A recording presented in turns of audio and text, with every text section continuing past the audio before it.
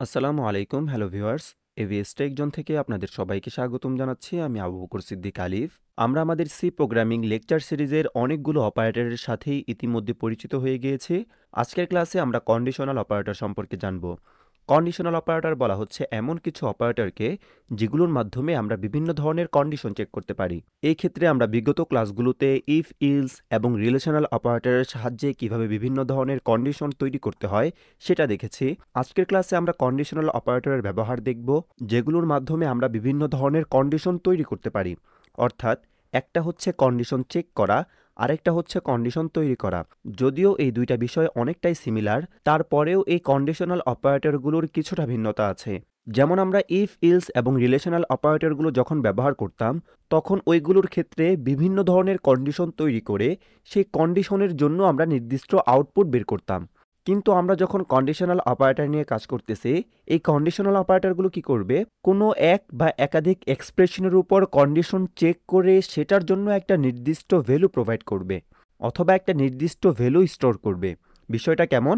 আমরা মনে করি আমাদের এখানে একটা ভেরিয়েবল আছে এবং এই ভেরিয়েবলের পর ইকুয়াল সাইন ব্যবহার করে এই পাশে যা লেখা হবে সেটা দ্বারা কি বোঝায়? যে আমাদের এইখানে যেই ক্যালকুলেশনটা হবে, সেই ক্যালকুলেশনের যেই মান বা রেজাল্ট বা ফলাফলটা হবে, সেটাকে আমরা এই ভেরিয়েবলের ভিতরে স্টোর করে রাখছি। এখন আমরা যদি চাই যে আমাদের এই ভেরিয়েবলের ভিতরে আমরা যা কিছু স্টোর করে রাখবো, সেগুলোকে একটা কন্ডিশন দিয়ে যাচাই করে তারপরে রাখবো। অর্থাৎ আমাদের এই ভেরিয়েবলের ভিতরে যে ভ্যালুটা স্টোর হবে, সেটার উপর আমরা একটা কন্ডিশন দিয়ে বলে দিব যে কন্ডিশনটা যদি সত্য হয়, তাহলে এই ভেরিয়েবলের ভিতরে একটা মান স্টোর হবে। আর যদি এই কন্ডিশনটা সত্য না হয়, তাহলে অন্য একটা মান বা অন্য একটা ভ্যালু আমাদের এই ভেরিয়েবলের ভিতরে স্টোর হবে। আর এই কাজটাই যখন আমরা করতে যাব, তখন আমাদের কন্ডিশনাল অপারেটরের ব্যবহার চলে আসবে। যেমন আমরা যদি এখানে একটা এক্সাম্পল লক্ষ্য করি, তাহলে আমাদের কাছে বিষয়টা একদম ক্লিয়ার হয়ে যাবে, এবং যখন আমরা এটার প্র্যাকটিক্যাল দেখব, তখন দেখবেন বিষয়টা আপনাদের কাছে আরও পরিষ্কার হয়ে যাচ্ছে। আমাদের কন্ডিশনাল অপারেটরগুলো হলো কোশ্চেন মার্ক এবং কোলন চিহ্ন। এই ক্ষেত্রে এই কন্ডিশনাল অপারেটরগুলো ব্যবহার করার নিয়ম হচ্ছে, আমাদের প্রথমে একটা এক্সপ্রেশন থাকবে বা একটা কন্ডিশন থাকবে, যেটাকে আমরা বলছি এক্সপ্রেশন 1। এই এক্সপ্রেশন 1 বা কন্ডিশনের উপর ভিত্তি করে আমাদের ভিন্ন ভিন্ন দুইটা ফলাফল থাকবে, যেগুলো এই এক্সপ্রেশনের উপর ভিত্তি করে আমাদের ভেরিয়েবলের ভিতরে স্টোর হবে। বিষয়টা কেমন? এই যে আমাদের এক্সপ্রেশন 1 বা কন্ডিশন, সেটা যদি ট্রু হয়, সেই ক্ষেত্রে আমাদের এক্সপ্রেশন 2 এর ভিতরে যে ফলাফলটা আছে, সেটা আমাদের ভেরিয়েবলে স্টোর হবে। অর্থাৎ আমাদের রেজাল্ট ভ্যালুটা আসবে কোথা থেকে? আমাদের এক্সপ্রেশন 2 থেকে। এবং সেটা যদি না হয়, অর্থাৎ আমাদের এক্সপ্রেশন 1, যেখানে আমরা বলছি আমরা একটা কন্ডিশন রাখবো, সেই কন্ডিশনটা যদি ফলস হয়, তাহলে আমাদের রেজাল্ট ভ্যালুটা আসবে কোথা থেকে? আমাদের এক্সপ্রেশন 3 থেকে। আশা করি এই চারটা আপনারা বুঝতে পেরেছেন যে আমাদের এই ভেরিয়েবলের ভিতরে আমাদের ডাটা স্টোর হচ্ছে মূলত এই এক্সপ্রেশন 1 এর ভিতরে যে কন্ডিশনটা আছে, সেই কন্ডিশনের উপর ভিত্তি করে। অর্থাৎ এই কোলন চিহ্নর দুই পাশে আমরা যেই দুইটা ভেরিয়েবল বা এক্সপ্রেশন রাখছি, সেই এক্সপ্রেশনগুলোর প্রথমটা স্টোর হবে আমাদের ভেরিয়েবলে, যদি আমাদের কন্ডিশনটা সত্য হয়। আর যদি আমাদের কন্ডিশনটা মিথ্যা হয়, তাহলে আমাদের ভেরিয়েবল স্টোর হবে আমাদের কোলন চিহ্নর পরের অংশটা বা এক্সপ্রেশন 3 থেকে। আশা করি বিষয়টা বুঝতে পেরেছেন। এক কথায় আমাদের এখানে একটা ভেরিয়েবল আছে, এই ভেরিয়েবলের ভিতরে আমরা ডাটা স্টোর করব। সেই ক্ষেত্রে আমাদের এখানে একটা এক্সপ্রেশন থাকবে, যেটাকে আমরা বলছি এক্সপ্রেশন 1। যেমনটা আমরা আগের চিত্রে দেখতে পেরেছিলাম যে এখানে এক্সপ্রেশন 1 আছে। এই এক্সপ্রেশন 1টা হচ্ছে একটা কন্ডিশন।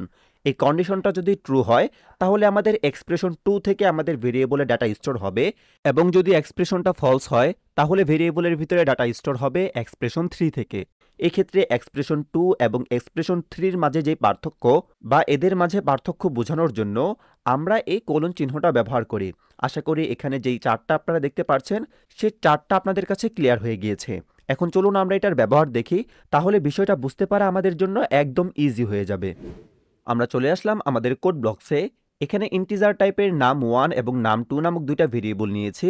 এই নাম 1 এর ভিতরে রেখেছি 12, নাম 2 ভেরিয়েবলের ভিতরে রেখেছি 27। এখন আমরা এখানে রেজাল্ট নামক আরেকটা ভেরিয়েবল নিব, এবং এই রেজাল্ট ইকুয়াল টু আমরা লিখে দিব রেজাল্ট ইকুয়াল টু, প্রথমে আমরা একটা কন্ডিশন দিয়ে দিচ্ছি, নাম 1 যদি বড় হয় নাম 2 থেকে, এবং তারপর আমরা আমাদের কোশ্চেন মার্ক ব্যবহার করছি।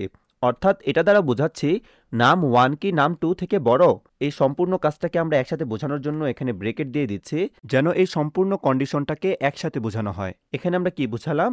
নাম 1 কি নাম 2 থেকে বড়। যদি আমাদের এই কন্ডিশনটা সত্য হয় তাহলে এই রেজাল্ট ভেরিয়েবলের ভিতরে আমরা স্টোর করব 1 এবং সেটা যদি না হয় তাহলে আমাদের এই রেজাল্ট ভেরিয়েবলের ভিতরে স্টোর হবে 0। আশা করি বিষয়টা বুঝতে পেরেছেন। এখানে কি করা হলো, এখানে আমাদের এই রেজাল্ট ভেরিয়েবলের ভিতরে যে ভ্যালুটা স্টোর হবে সেটাকে আমরা একটা কন্ডিশনের মাধ্যমে যাচাই করলাম, অর্থাৎ নাম 1 কি নাম 2 থেকে বড়। আমরা এখানে বলে দিয়েছি যে নাম 1 বড় হবে নাম 2 থেকে। আমরা এখানে গ্রেটার দেন সাইন ব্যবহার করেছি, যেটা দ্বারা বোঝাচ্ছে নাম 1 নাম 2 থেকে বড়। এখন আমাদের এই কন্ডিশনটা কি সত্য? এক্ষেত্রে আমাদের কন্ডিশনটা যদি সত্য হয় তাহলে আমাদের এই রেজাল্ট ভেরিয়েবলের ভিতরে স্টোর হবে 1, এবং এটা যদি সত্য না হয় তাহলে আমাদের এই রেজাল্ট ভেরিয়েবলের ভিতরে স্টোর হবে 0। এখন তাহলে চলুন আমরা আমাদের এই রেজাল্ট ভেরিয়েবলটাকে প্রিন্ট করে দেই। সেজন্য আমরা প্রিন্টএফ ফাংশন কল করলাম এবং প্রিন্টএফের ভিতরে ফরম্যাট স্পেসিফায়ার %d দিয়ে কমা দিয়ে আমাদের রেজাল্ট ভেরিয়েবলটাকে প্রিন্ট করে দিলাম। এখন যদি আমরা আমাদের প্রোগ্রামটাকে রান করি তাহলে কি হবে, আমাদের এই কন্ডিশনে বলা হয়েছে নাম 1 কি নাম 2 থেকে বড়। এক্ষেত্রে আমরা দেখতেই পাচ্ছি নাম 1 হচ্ছে 12, নাম 2 হচ্ছে 27, অর্থাৎ নাম 1 নাম 2 থেকে বড় না। সেক্ষেত্রে আমাদের কন্ডিশনটা মিথ্যা। আর আমাদের কন্ডিশনটা যদি মিথ্যা হয় তাহলে আমাদের এই 1 এবং 0-র ভিতরে আমাদের রেজাল্টের ভিতরে স্টোর হবে কত? আমাদের রেজাল্টের ভিতরে স্টোর হবে 0। এবং আমরা আমাদের এই রেজাল্ট ভেরিয়েবলটাকে এখানে প্রিন্ট করে দিয়েছি। এখন চলুন আমরা দেখি যে আমাদের এই রেজাল্ট ভেরিয়েবলের ভিতরে আসলে কত স্টোর হচ্ছে। আমরা যদি আমাদের প্রোগ্রামটাকে রান করি, তার আগে এখানে একটি স্পেলিং মিস্টেক হয়েছে, RESULT। হ্যাঁ, এখন ঠিক আছে। এখন যদি আমরা আমাদের প্রোগ্রামটাকে রান করি তাহলে আমরা দেখতে পারবো এখানে আসতেছে 0, কারণ আমাদের এই কন্ডিশনটা সত্য হয় নাই। যদি কন্ডিশনটা সত্য হতো তাহলে আমাদের এই প্রথম অংশ অর্থাৎ 1 প্রিন্ট হতো। এই বিষয়টাকে যদি আমরা একটু সাজিয়ে গুছিয়ে লিখতে চাই এবং প্রোগ্রামটাকে যদি এরকম একটা প্রোগ্রাম তৈরি করে ফেলি যে দুইটা সংখ্যার ভিতরে কোন সংখ্যাটা বড় কোন সংখ্যাটা ছোট এটা আমাদের প্রোগ্রাম নির্ণয় করবে, সেই ক্ষেত্রে আমরা কি করতে পারি, আমরা এখানে 1 এর পরিবর্তে লিখে দেই নাম 1 এবং 0-র পরিবর্তে লিখে দেই নাম 2। অর্থাৎ কি করা হলো, এখন আমাদের এই কন্ডিশনটা যদি সত্য হয়, অর্থাৎ নাম 1 যদি নাম 2 এর থেকে বড় হয় তাহলে আমাদের এই রেজাল্টের ভিতরে স্টোর হবে নাম 1 এর ভ্যালুটা।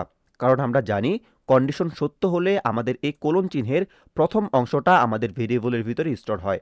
এবং এই কন্ডিশনটা যদি সত্য না হয়, অর্থাৎ নাম 1 যদি নাম 2 এর থেকে বড় না হয় তাহলে আমাদের এই রেজাল্ট ভেরিয়েবলের ভিতরে স্টোর হবে নাম 2 ভেরিয়েবলের ভ্যালুটা। এখন আমরা এখানে লিখে দেই লার্জ নাম্বার ইজ, এবং আমাদের রেজাল্ট ভেরিয়েবলটাকে এখানে প্রিন্ট করে দিচ্ছি। এখন যদি আমরা আমাদের প্রোগ্রামটাকে রান করি তাহলে আমরা দেখতে পারবো বলা হচ্ছে লার্জ নাম্বার ইজ 27। আমরা সংখ্যাগুলোকে একটু চেঞ্জ করে দেই। আমি প্রথম সংখ্যাটা লিখে দিচ্ছি 32।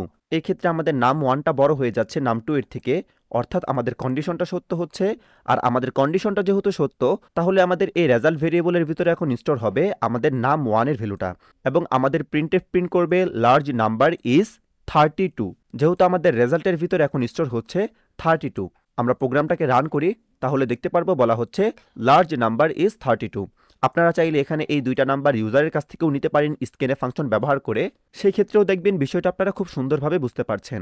এক কথায় আমরা বুঝলাম আমাদের কন্ডিশনাল অপারেটর হলো আমাদের কোশ্চেন মার্ক এবং কোলন সাইন, যেগুলোর মাধ্যমে আমরা আমাদের ভেরিয়েবলের ভিতরে কন্ডিশন অ্যাপ্লাই করার মাধ্যমে ভ্যালু স্টোর করতে পারি। আশা করি সকলেই বিষয়টা বুঝতে পেরেছেন। আজকের ক্লাসটা এই পর্যন্তই থাকবে। আগামী ক্লাসে আমরা বিটওয়াইজ অপারেটর নিয়ে আলোচনা করব। সেই পর্যন্ত সকলে ভালো থাকবেন, সুস্থ থাকবেন। সকলকে নেক্সট ক্লাস দেখার আমন্ত্রণ জানিয়ে আজকে এখানেই শেষ করছি। আল্লাহ হাফেজ।